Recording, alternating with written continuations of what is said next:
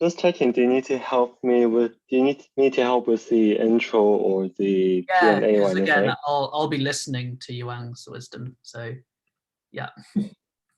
So if you're happy to do all that, like I haven't really got much to say about IR juniors anyway, to say mod stuff. So yeah, should we let people in?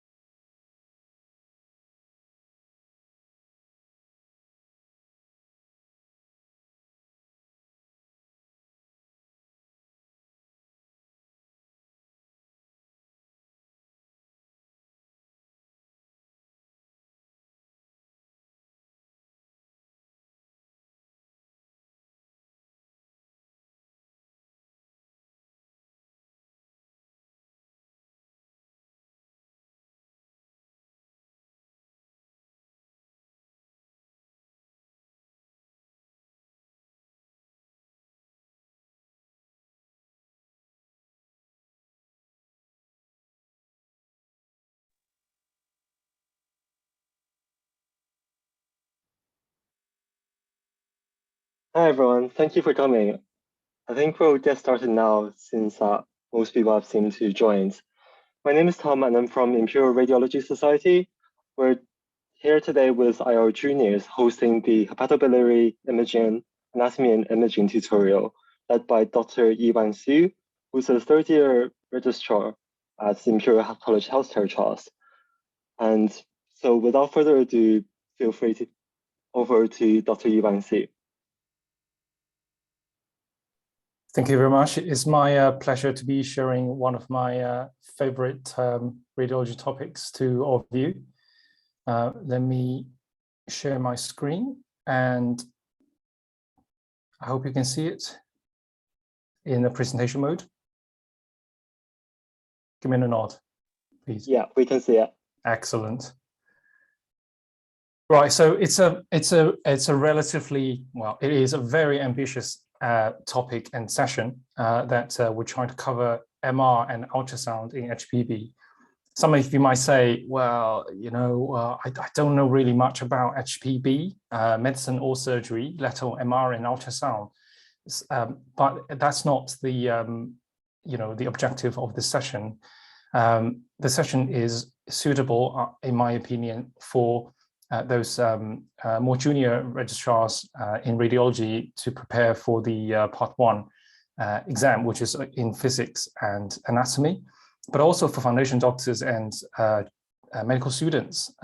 This will be a very broad overview, but with, I hope, a lot of insight of HPB radiology.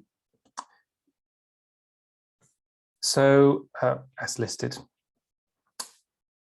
we'll talk about things in 4 broad categories. One is anatomy and variant anatomy. Second is the image modalities, the fundamentals of them. Third, I would just quickly show you some pathology, and fourth component, I think quite interesting part of all talks I give, is to show you some insight into some advanced applications for the current practice and looking into the future. So anatomy and variants. So we all know that liver has 8 segments, I hope. It's always quite confusing as into how to sort of memorize, because they are named in slightly random order.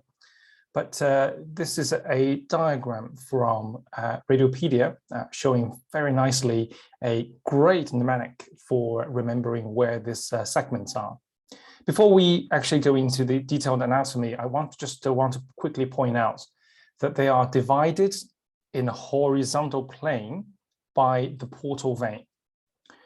They are divided 3 times vertically by the left, middle, and right hepatic veins. And the caudate lobe is literally tucked behind, as you can see here. So regardless of what people say about, you know, clockwise this is and whatever is that, all you need to know is that they are divided in this way, and then you can start to, you know, memorize the numbers. Now, why do we even have these planes? Very importantly, for diagnosis point of view to localize the lesions and refer them to future treatments or monitoring. But also in surgery, these are the so-called bloodless planes, in which case, surgeons can resect out segments or lobes in a quite easy way, because that's the sort of embryological units of the liver. Now, some anatomical variants for the using CTs. So top one on the right column, it's just a little bit of a long left lobe. It's called beaver tail. And the middle one is a bit long of right lobe, which is in a coronal plane. It's a right lobe. And at the bottom is agenesis of the left lobe, which is evidenced by a high position of the gallbladder. And we mustn't forget that liver's histology really is has got sort of a triad of a portal vein, hepatic artery, and bile duct at the periphery, and centrally draining into the central vein. This is the basic unit as the lobules. Very importantly, in today's talk, we're going to talk about this structure here, in that the blood, once they reach the sinusoid, they will have to go through a histocyte called a Kupffer cell. It's a macrophage essentially, and then go through some collagen spaces and then into the hepatocytes. And the hepatocytes can excrete bile into through this bile caniculi, and we'll come back to this particular histology a bit later. Vascular anatomy. Well, I hope you know that the supply mainly comes from the celiac axis. In this maximum intensity projected image, CT image here, that we can see a splenic artery going to the left, and then a common hepatic artery coming here, dividing into the left and right hepatic artery. Now, how common do you think this anatomy is? Well, not very common. It's about half of the time. Here on the bottom left, you can see a digital subjected angiogram.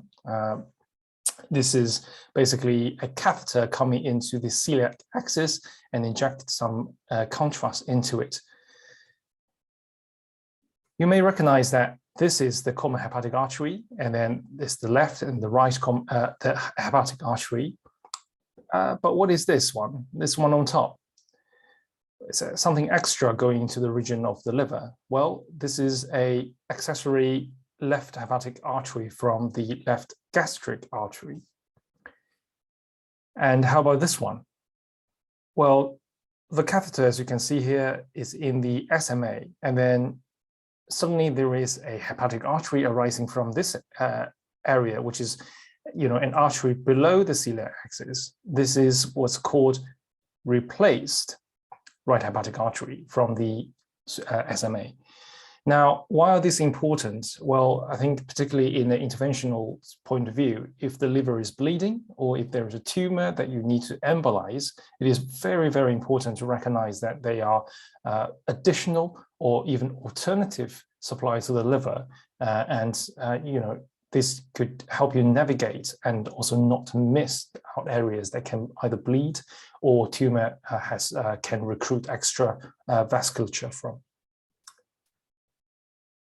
Okay, a little bit more on the vasculature. This is the portal vein. As you can see in the diagram here, the portal vein essentially is, whatever food is digested in the gut, and then the nutrients will then be absorbed by the mucosa and then drained via the veins through the spleen and superior and inferior mesenteric veins, which is basically large and small bowels, and then go all the way through to the liver. So this is essentially a sort of nutrient portal as such.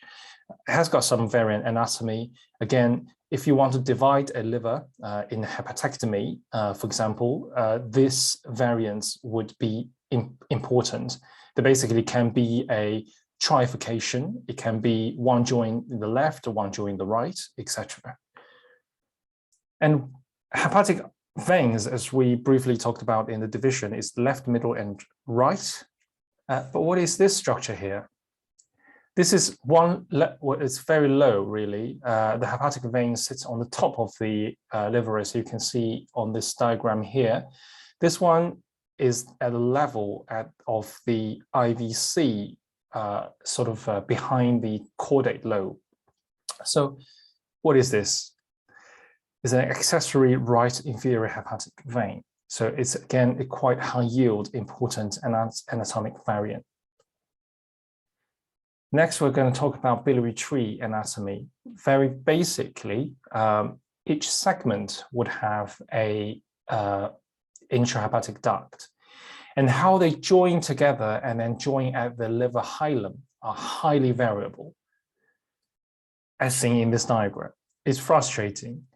It is not necessarily to, you don't need to identify this in all cases, unless you intend to, A, solve a problem, i.e. there is a cholangial carcinoma that causes blockage of a certain bile duct, and then you try to see which area it's affecting, or again, to plain surgery. If you want to resect a segment, it is very important. For example, in this case down here, if the posterior segment drains into the common hepatic duct rather than to the other side, yeah. If you kind of resect here, but then you only ligate this bile duct, and this bile duct will be then leaking bile. So, this kind of anatomy is very important when you try to intervene. Another point to make is the extrahepatic duct variants. Now, if you ever come across a MRCP, which is the MR imaging of the biliary and pancreatic ducts, that extrahepatic duct anatomy is something also to be commented on.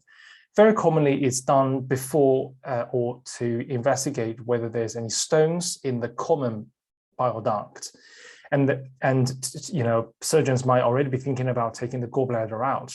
And to comment on these variants are very important for two reasons: that the surgeons know exactly what to expect, and not to, for example, important variants such as draining into the cystic duct. You would not be good to damage this liver draining ducts, but also not to, say, in a long duct situation like this, not to leave any stones in the remnant cystic duct, which will may migrate into the common bile duct to cause further obstructions. Right, moving on to pancreas. So important embryology to know is that the pancreas starts with two butts. One is called ventral, the other one is dorsal. What happens is this thing, the ventral butt will rotate around the duodenum to this position, and then join with the dorsal bud to become the pancreas. Now, you can imagine this process is highly variable, but a normal situation, you would have a main duct which goes downwards and then joins the common bile duct at the ampulla of Vater. You have an accessory duct, which is a little bit higher, and then a ventral duct, which is draining with the main duct a little bit lower. A little bit of a quiz. What is this MRCP imaging showing? We can see there's a main pancreatic duct, which seems to be joined with this is a common biliary duct in here, which is quite a high position there. And there is a separate duct. So this is a sort of a more common variant called pancreas division. in which case the main duct and the ventral duct are separated. They are not joined together. And this is, some people believe that this causes or predisposed to pancreatitis. Another variant. The common duct comes, the main duct comes in here, and then there is a tortuous sort of end portion, as you can see here on this diagram. This is called ansa pancreatica. Again, another variant, which is relatively common. And what do you see here? The arrow points to a tubular structure, which is not the common bile duct, which is literally just on the side of it. This is actually the duodenum.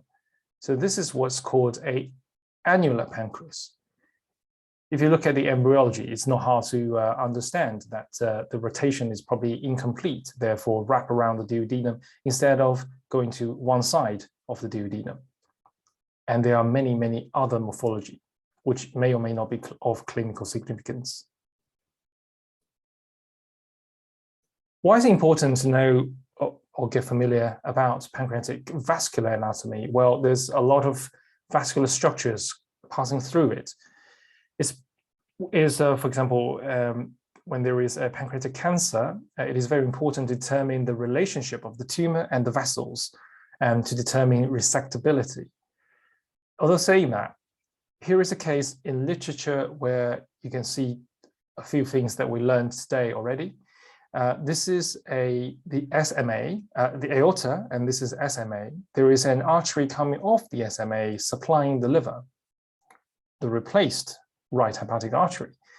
And there's SMV, which is this vein here, which corresponds to that, which is both of them are encased or even invaded by the tumor.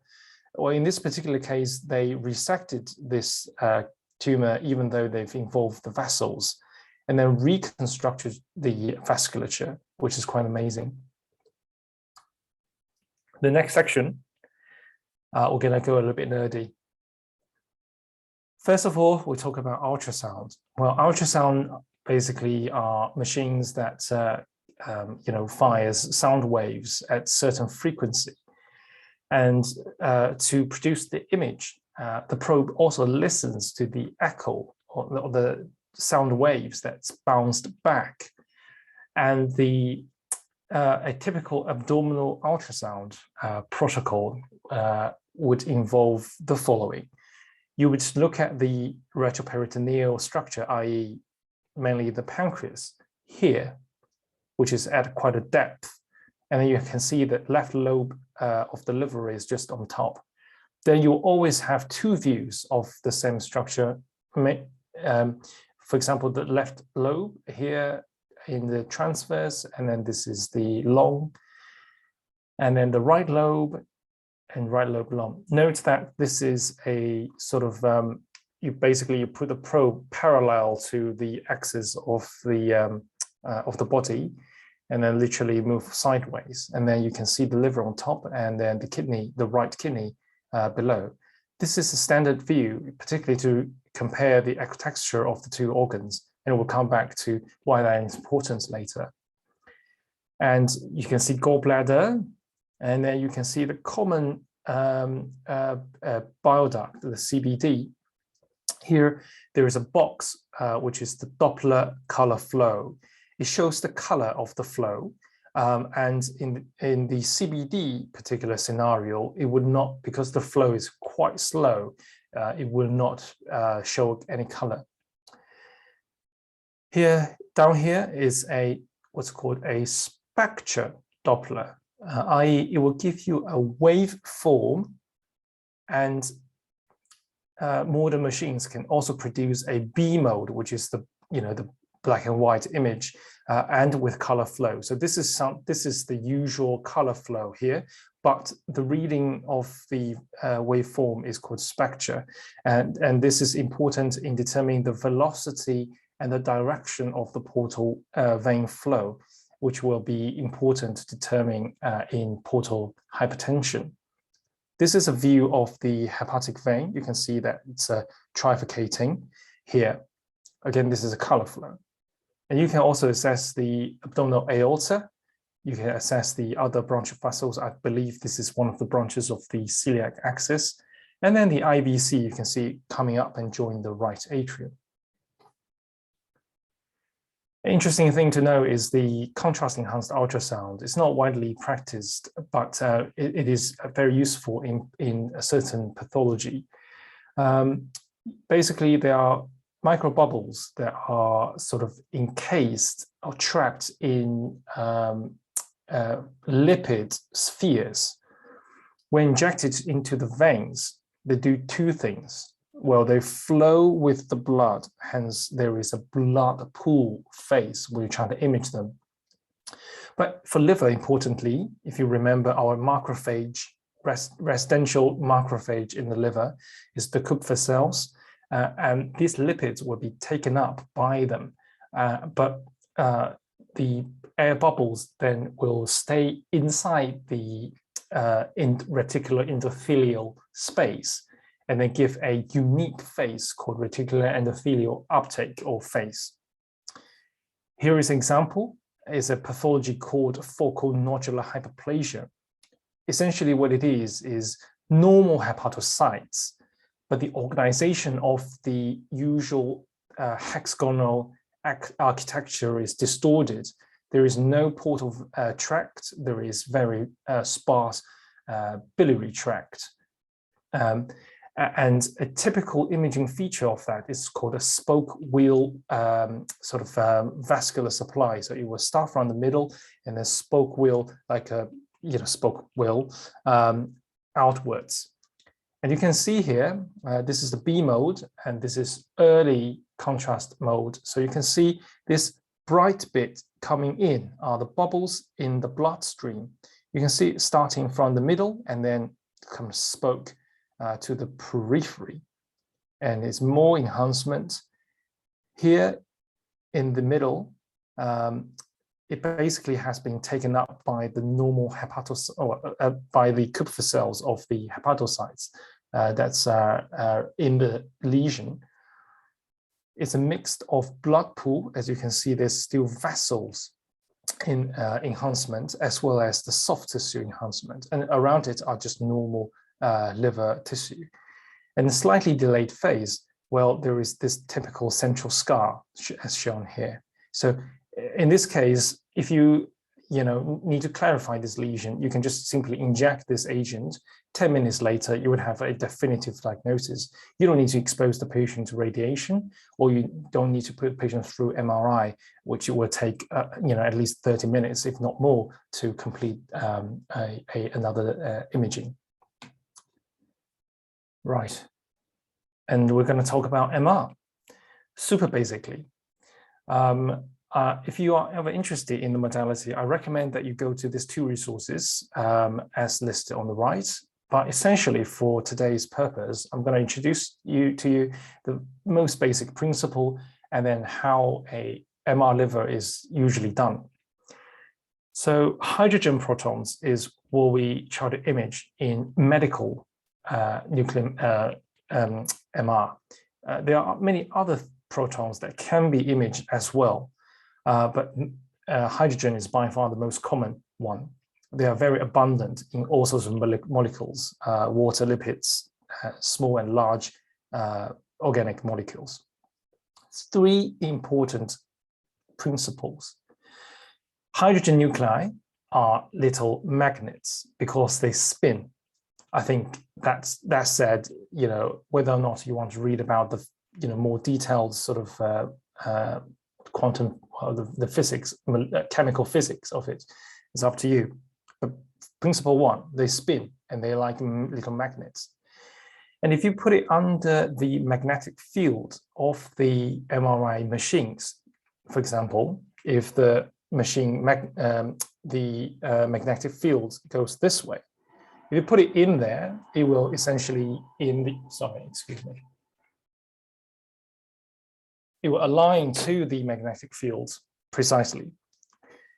And then the second principle you need to remember is called precession. What happens is if you align the magnets in this axis, and then you give them a shock wave, sideways, they would tilt.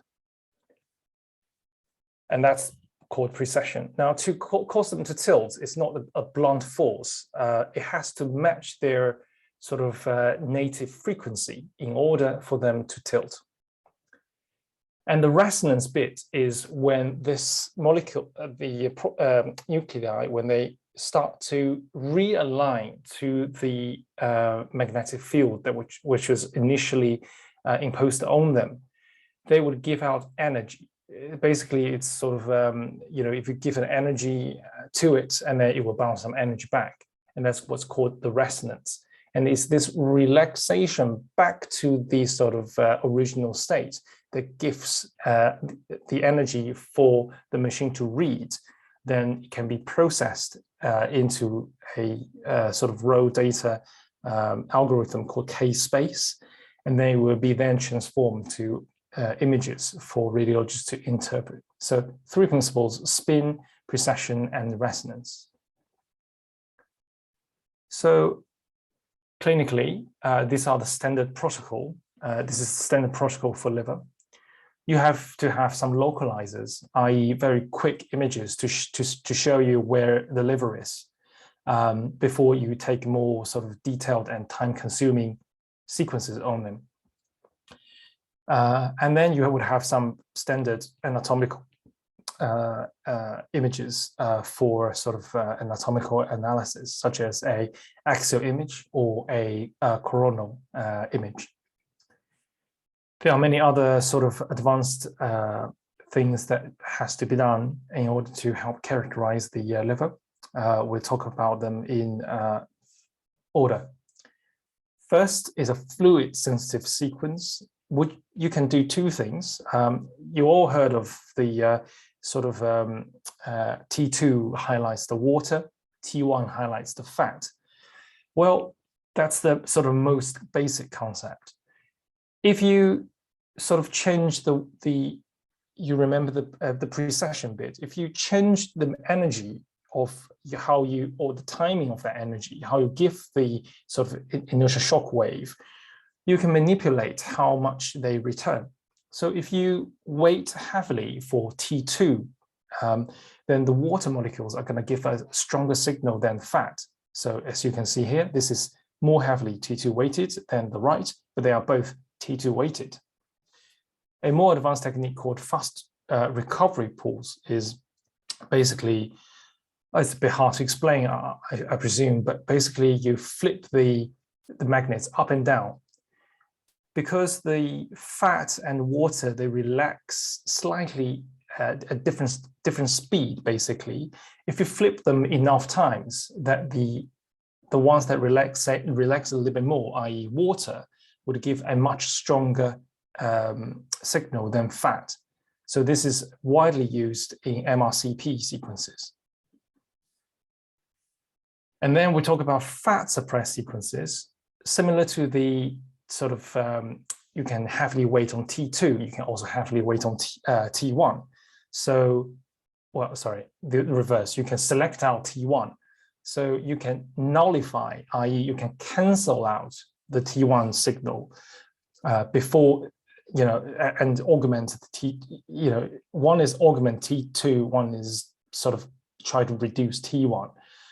You can do simply by manipulating the timing of the shock wave you give. And before, actually, if you look at the diagram here, so it's basically the energy that the different molecule gives. So if you kind of stop your reading right about that region, the fat might basically not contribute any signal to the formation of the image, whereas fluid will. Another thing is slightly difficult to grasp, I suppose. It's called a Dixon method. What he utilized is, if you try to sort of precess the molecules, say water and fat, they would spin or relax at a different speed, as can be sort of, I suppose, conceptualized in the diagram here. That they would go around as if they are, on the clock phase, they will go around the clock phase in a different speed. Sometimes the signals are against each other, i.e. some of the signals from the water will cancel out what is in the fat. Sometimes they will augment each other, i.e. some signal from the water will come with the fat together and be read by the machine. Now, look at this sort of formula here.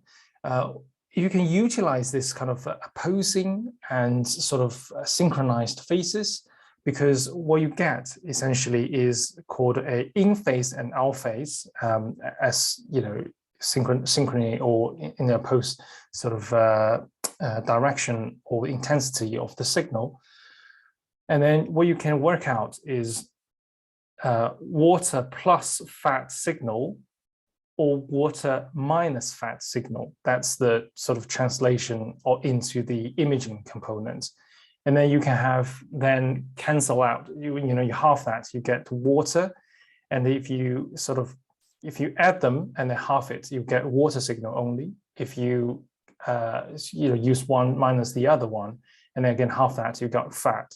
So essentially, the sequence will give you 4 images. One is water only, fat only, and you will have so-called in phase and out of phase. Out of phase is characteristically known for its India ink artifact, which is this rim of darkness around the organs. Now, why bother, trying to do this? Why can't we just use fat suppressed sequence such as a short T1? Well, we don't, we lose the fat signal here, don't we? Why do we need to use this? Well, the utility is slightly different. As you can see here, in the in phase and out phase, the fat under the skin actually does not really lose much of a signal because there are big chunks of fat. But what does lose signal is that in a defined pixel, there might be water and fat mixed together, such as the case of a liver tissue. Using in and out of phase, you can quantify or separate the fat and water molecule at a level of that particular pixel. And say, we can see some examples later that they can actually help us quantify fat in liver. A further sequence is called contrast enhanced sequence, which is not that different from the CT sequences. There's usually an unenhanced phase, as you can see here, and the arterial phase, which you can see the contrast most bright in the aorta. And then you will have a more homogeneous enhancement of the liver as the contrast arrives at the portal vein. And then a slightly delayed phase, which is as shown here. Now, for MR, there's one thing that iodine contrast for CT can't do, is called a hepatobiliary agent. What is a hepatobiliary agent? If you remember this diagram, or similar one from before, that the blood would arrive in the sinusoid, and substances or nutrients would have been actively taken up by the hepatocytes. And then one of these important receptors is, as highlighted here, it will take up the hepatobiliary agent. So it's an active process. And then what we would then do is to excrete it in the bile. So the end result is, after about 20 to 30 minutes delay, the agent will no longer be present in the blood pool, i.e. in the vessels. As you can see, these dark bits are the portal veins. Instead, they will be sort of retained in the hepatocytes, transported by this transporter, this channel, and it will stay in there and then start to be excreted into the bile duct, as shown here. Why is this important? Well, you need to have this receptor or channel to be able to retain this contrast. And a lot of the malignant lesions wouldn't have this receptor, such as a metastasis. So this agent is particularly sensitive to detect metastases that are too small to be lightened up in a normal CT or even normal gadolinium MRI. And it can also be excreted in the bile duct. Well, if the liver function is really bad, it wouldn't be excreted, then you know it has an excretory function or dysfunction. And it can be excreted in the bile duct, also can be used to assess any bile leak or biliary tree injury, say in a post-operative situation. So it's a very useful agent. And the final sequence, I promise, is called diffusion weighted sequence. Now, going back to the MR sort of principle, there's a spinning little magnet, and then you give it a pulse. It will precess, and then you will relax to give the resonance. But if this molecule is not standing under the influence of this magnetic field, or is not being, catched by this blunt force that we give it, i.e., what if it's fast flowing in the blood vessel?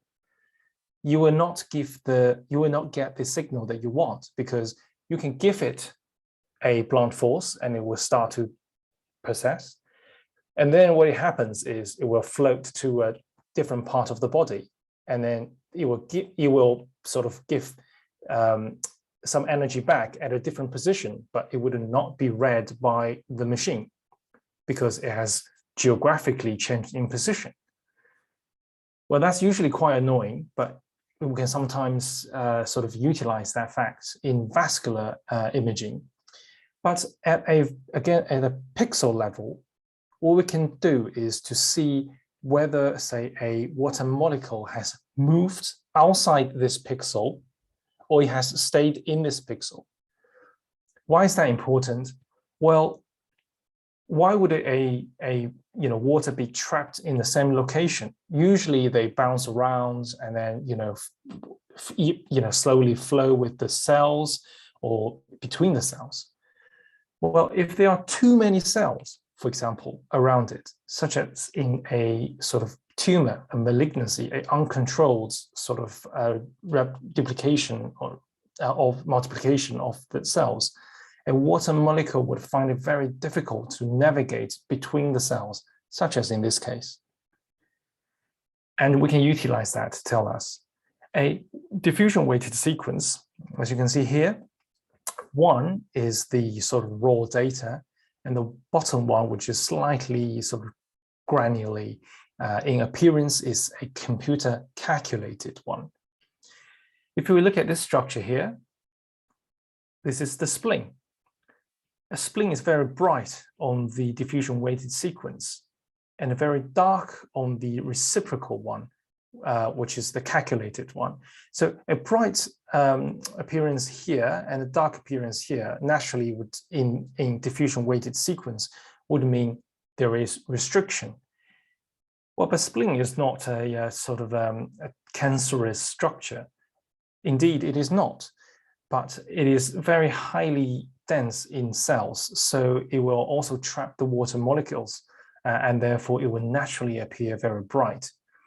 And we can use this principle. This is just a normal example, but we can use this principle. If we say there is a metastasis in the liver, it will highlight itself like that. If it's an abscess, which is filled with gunks that again restrict the movement of the free movement of the water molecule, it will highlight itself. So it can, for example, tell us, be able to differentiate that between an abscess and a cyst in that case, because in the cyst, the water molecule can still float around freely, but not in an abscess. Okay, I think that's enough of the physics. It's rather boring. Let's look at some examples to illustrate the points. Here we can see an ultrasound. The liver doesn't look very happy because you can see some white dots here and there. On the CT, this is arterial phase. You can see the contrast in the aorta only, and it has got patchy enhancement. This is a case of acute hepatitis. A starry sky appearance is what is usually described on the ultrasound. Here we can see another ultrasound. This is a slightly off view, but illustrate the point that the liver is here and the kidney is here. Remember what I say, that the parenchymal echo texture is important. Well, you can see here, the liver is really quite echogenic and the kidney is quite hypoechogenic. And when you see on this enhanced CT, there is no contrast here. The liver looks quite low density. This is a classical example of steatosis or fatty liver. Now, this is the in and out of phase image that we show, that we briefly learned about earlier. If you can look at this particular area, where you can see that there is a vessel crossing through this area, but just focus on the parenchyma in the background. This is the in phase, and this is the out of phase, which you can see the India ink artifact. There is a clear brightness here and then darkness here. So there's a signal loss on the in and out phase. Remember, this is summation of water and fat. This is water minus fat. So if you lose signal, the signal is mainly due to fat. This is another case of fatty liver. And in this way, you can easily tell there is a fat component, even if it's not as evident as it is here. Another case of in and out phase, I have not flipped the images around. It is exactly what it is, in phase and out phase. So you can see the India ink artifacts here. And focus on the parenchymal signal, dark on the in phase and high, bright on the out phase. You may also notice that some black dots on the spleen, which looks quite bulky.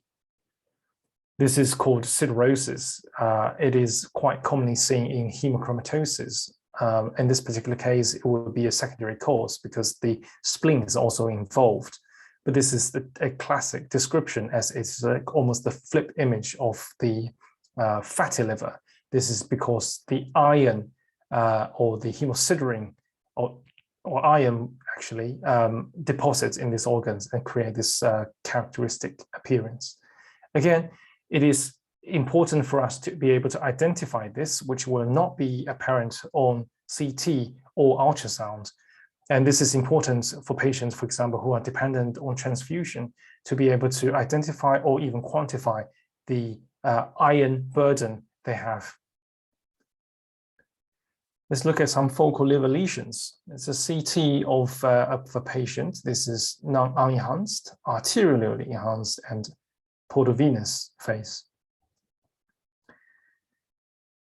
This is a classic hepatic hemangioma with peripheral discontinuous nodular arterial hyperenhancement that's homogenized in the delayed phase.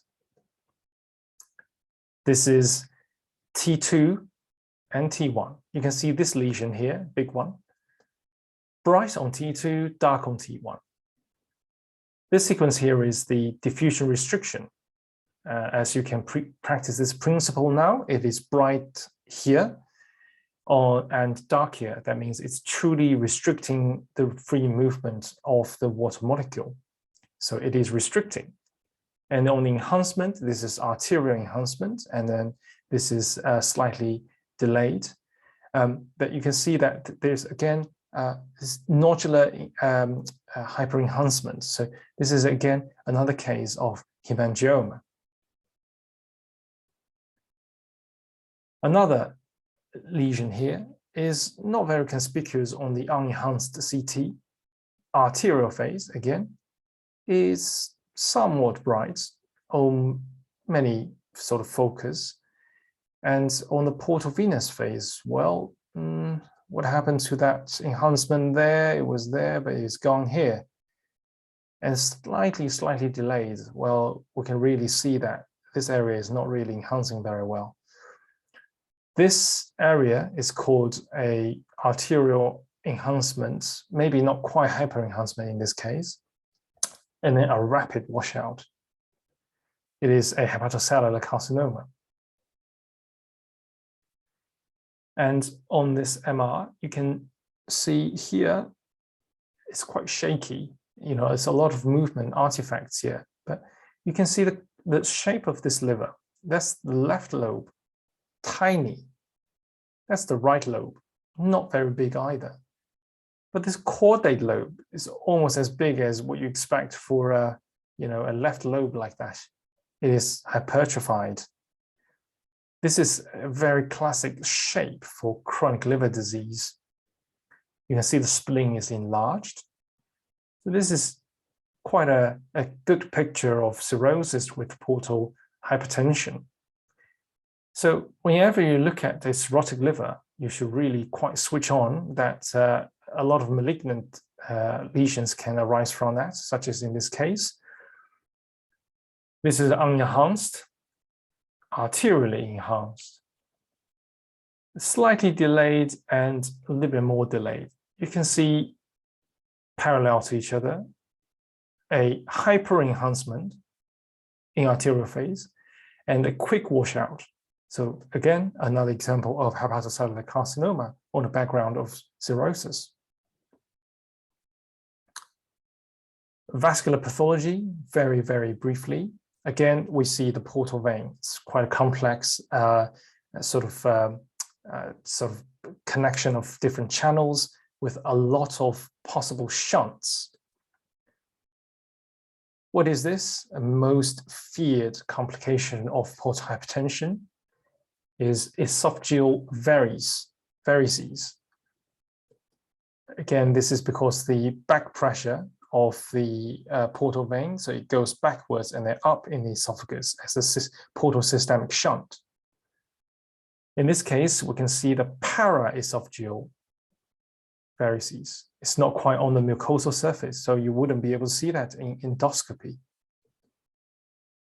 This one, medical students should all learn about this site called capta medusae.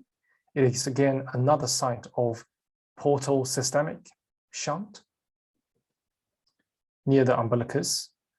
And then this one is gastric varices and gastrorenal shunt. For those who are keen interventional radiologists of future, here is a picture of a catheter coming down from above the liver into the hepatic vein and through into the portal vein. And you can see a stent being deployed here. This is called TIPS, basically artificially creating a channel between the hepatic vein and the portal vein so that the portal vein would not go backwards. Instead, it would go, not through the liver parenchyma, but through a shunt artificially created directly into the heart to relieve the portal hypertension. Another thing is, as we saw here, is gastric varices and gastrorenal shunt. These are quite troublesome because the bleeding here is quite difficult to treat, even if you treat the portal hypertension, or even portal hypertension is not that gross. This could still cause a lot of problems. And a sort of relatively new technique called BRT, or the balloon-occluded retrograde transverse obliteration of these varices. Basically, you have a catheter going here and a balloon occlusion of the origin of this varice. And then you go to the renal vein and then balloon occlude that entry, and then you inject glues into these varices to obliterate that. Some biliary pathology, as you can see here, again, this is a Doppler, a color flow Doppler. You can see that there is blood signal, i.e. this area is hyperemic. It's a thickened gallbladder with a lot of stones in it. And on the CT, there's a lot of enhancement of the gallbladder mucosa. So this is a cholecystitis. You can't see the stones on the CT, by the way. And this is MRCP image. slightly complex to read, but basically a patient's gallbladder was taken out, but bile was leaking from the right disconnected right hepatic anterior bile duct. So what happens is there's one of the variants where this hepatic duct actually joins the cystic duct. Now it has been removed. So basically it's causing a lot of problem here. This is another MRCP. If you can look at the contour of this intrahepatic ducts, here is an ERCP, which is endoscopy, and you cannulate the common bile duct and inject some contrast retrogradely, also fills in the gallbladder. The tortuosity of this is caused by alternating dilation and stricture of the biliary ducts. So this is an example of primary sclerosing cholangitis. And as you can see that the quality of this is actually comparable to the old gold standard ERCP, but they serve different functions, as ERCP can obviously help intervene, such as placing a stent to facilitate drainage. And if there is a dominant stricture in the common, kind of lower in the duct, you can also dilate that to facilitate biliary drainage as well. It's important to know the sort of multidisciplinary approach, know your friends, and so your report will be more useful. I quickly show some pancreatic pathology as well. A normal pancreas would be high signal, as we saw in the first slides, but here it's quite low in ectogenicity. And on the corresponding CT, you can see that the pancreas is actually quite swollen and the fat around it is not clean. And this is what we call fat stranding. So this is a pancreatitis. In this case, the pancreas is quite thin, if you can compare this to. And there's some stones sort of dotted in the center of it. And in this MR T2 weight, heavily T2 weighted MR, we can see that these ducts are quite dilated all the way through, and the parenchyma, the bulk of the pancreas, is actually quite small. This is a classic example of chronic pancreatitis. In this case, we can see, wait, hang on, can we actually see it? Where is the pancreas? That's just fat density that I can see. And again, if we bring out in and out of phase image, which is sensitive to fat, this is the in phase, not much to see, maybe something there. And then on the out phase, whoa, look at that. We only have got, basically we lose the signal of the fat, and then we can see the underlying gland.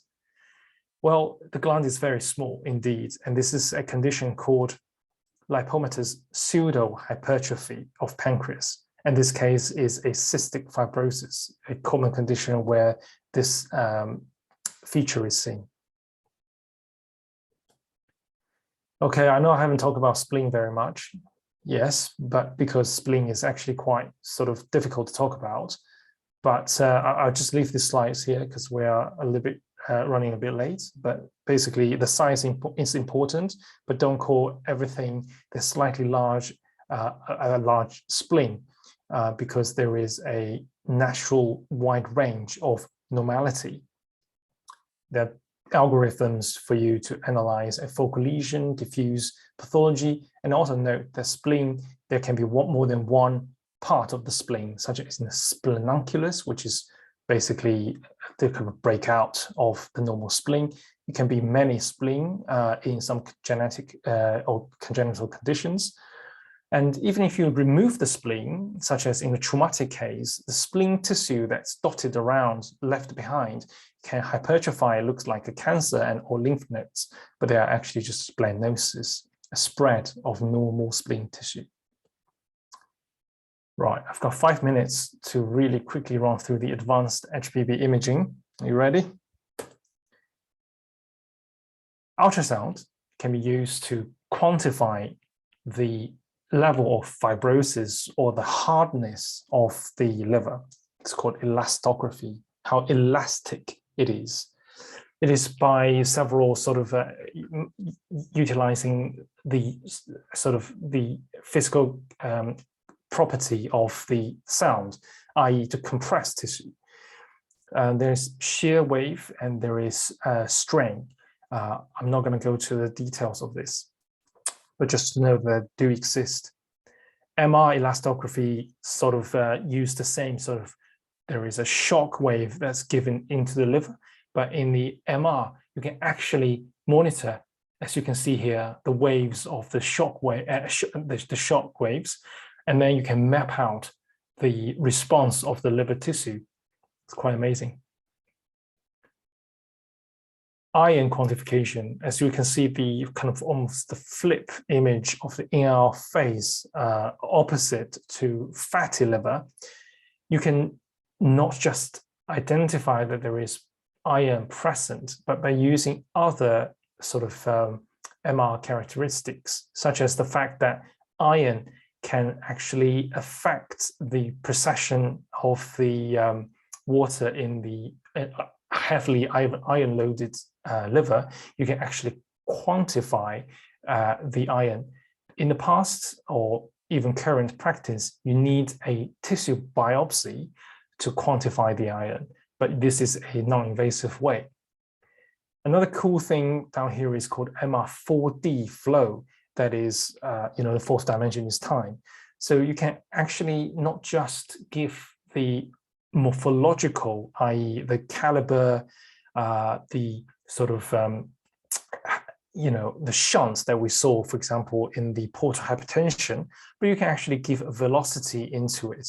And you can see here, this is a post-TIPS, pre and post-TIPS 4D flow of the portal vein, and that you can assess the dynamic flow change, again, non-invasively and quite comprehensively, which is a current surrogate for that is ultrasound.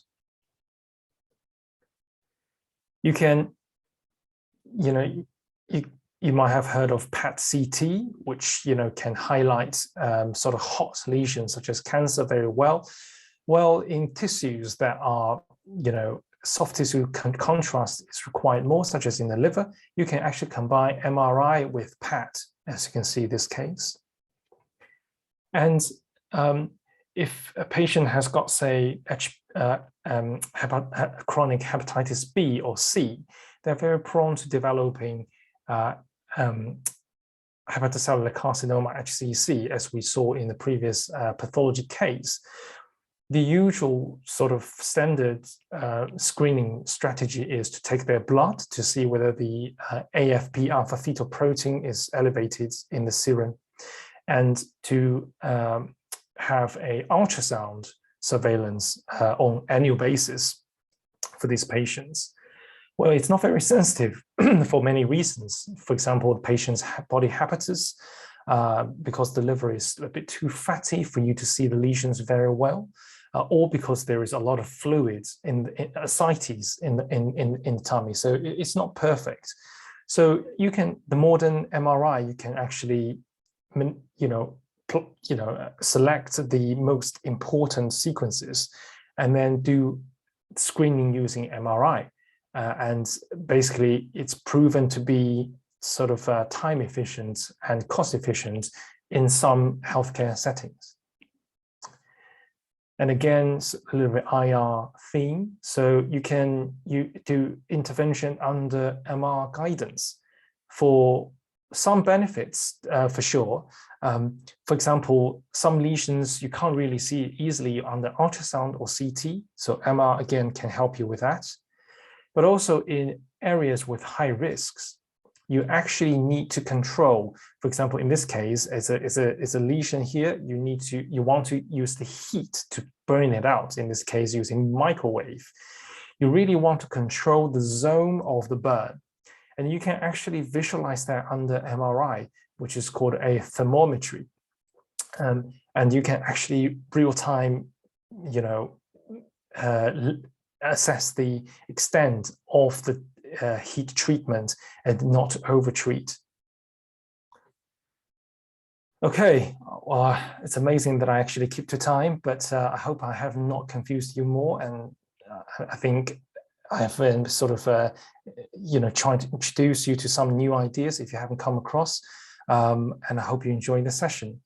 I think most importantly, whether or not you want to become a radiologist in the future, you should really start to sort of, if you're interested in HPB, medicine, surgery, or imaging, maybe taking some baby steps to begin with. And I hope this teaching session has made the first baby step a little bit easier. And happy for any questions. Thank you very much.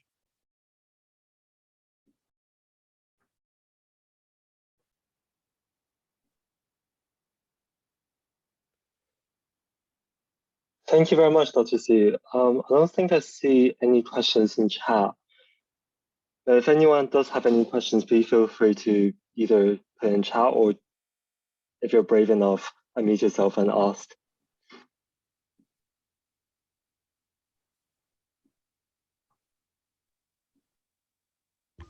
Hello. Hello. Thank you, Dr. Su, for the lovely teaching. Just a quick question on ultrasound elastography. Yeah. I just missed a bit. It was to quantify the density of the liver? Right. Technically is the elasticity. Yeah. All right. So, it can be affected by many things, such as fat can cause fibrosis as well. So there are many causes to the fibrosis or the density increase. Right. Thank you so much. And it was a lovely session. Thank you. Thank you.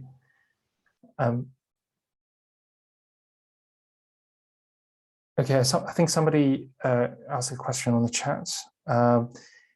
Is it possible to comment on CT volumetry? Also, what the limits of contrast enhanced ultrasound? I'm not quite sure what you meant by CT volumetry. Do you mean the measurement of the liver size? These are sort of computer-generated segmentation softwares. I'm not quite sure that I understand them very well, but because the data is in a full volume, so it wouldn't be difficult to actually sort of derive the algorithm to calculate them. I think you can also do that on MRI as well. Limitations of contrast enhanced ultrasound. Well, as for all ultrasound, some patients have got quite, say, big body habitus or very challenging anatomy. Then, we can't see with ultrasound. You can't use contrast enhancement, I suppose. And also, if there are multiple lesions, it might be difficult because although the sort of process is dynamic, you can only look at one spot at a time. You can, hop between different spots, but if you've got 10 of them, it's impossible. Although saying that, if 10 of them are all cysts, say, they don't enhance at any stage, perhaps you can conclude they're all cysts. But again, in that case, you probably don't even need a contrast enhancement to do that. It's usually one or two lesions that need clarification that you use that, I would presume. Personally, I don't have that much experience using them, but whenever I see them, they can be quite satisfying results for sort of one or two lesions.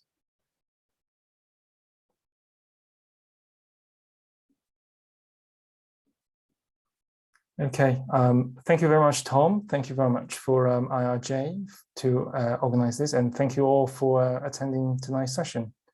Well, I hope to see you on the grid in the future. Thank you so much again, Dr. Su.